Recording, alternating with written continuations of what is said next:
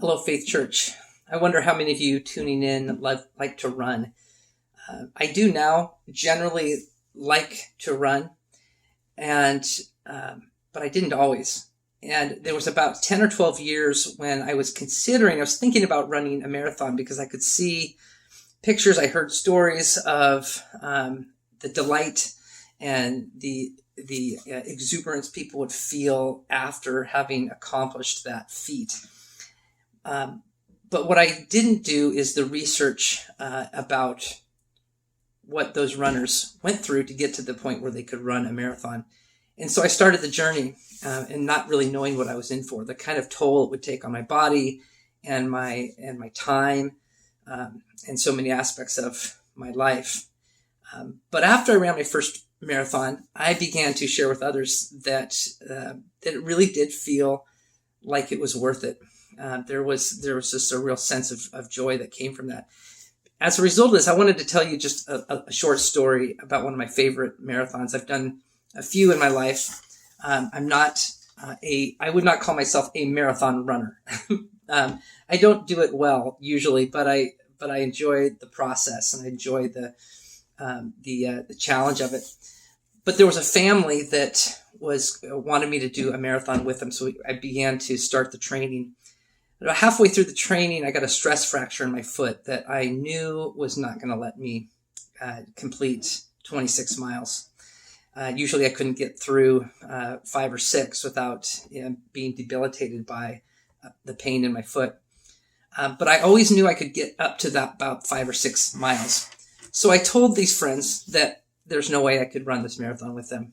But what they didn't know is that I was going to do it anyway, because I knew I could at least walk it. And I could run the first part. So I showed up on that morning, unbeknownst to them. I found a wig and these sunglasses, and I lined up at the start line right behind this young man and his 2 sisters. And I could see them talking with each other, and they were getting ready to run the race.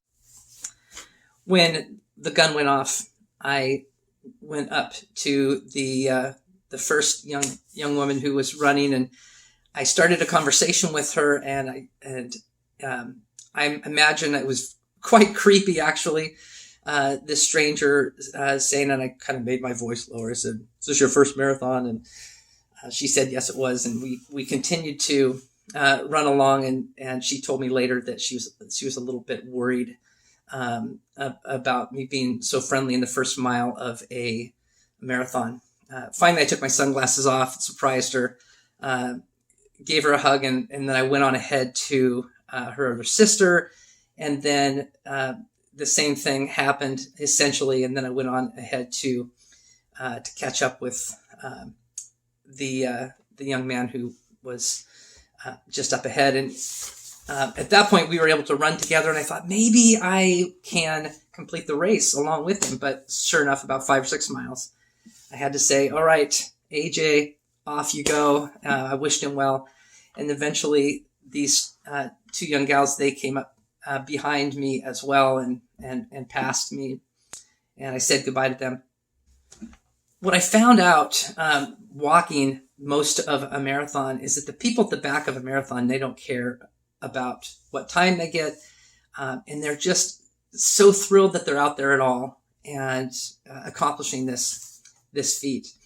I ended up coming in with a man named Harry Milliman, and I'll never forget. Here's some of his relatives that I had actually met at the coffee shop before the race had begun, and I remembered them because here they are, dressed goofy and ready to cheer on Harry, who is 79 years old and running this marathon for his 25th year in a row. We came in together, Harry and I, at about 6 hours and I don't know how many minutes, but I don't know if there was anyone behind us. I sure didn't see anybody. Here's a picture about 20 miles in, just before before Harry had caught up with me. And the rest station had been abandoned. There was a sign on there that said water, and there wasn't anyone in front or behind the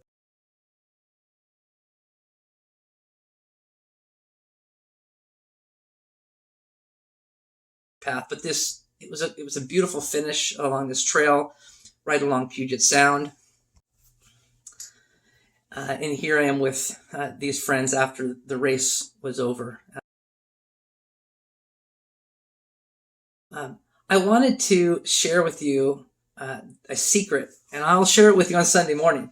But the secret is how to have no pain or suffering when you run.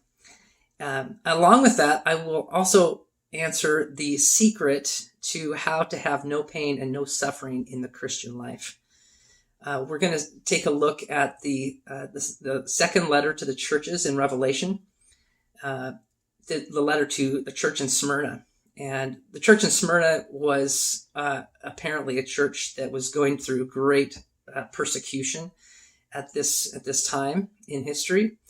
A church that was really quite wealthy, but the Christian church within it was not, in part or possibly primarily because of the persecution that they had faced, much of it economic in nature.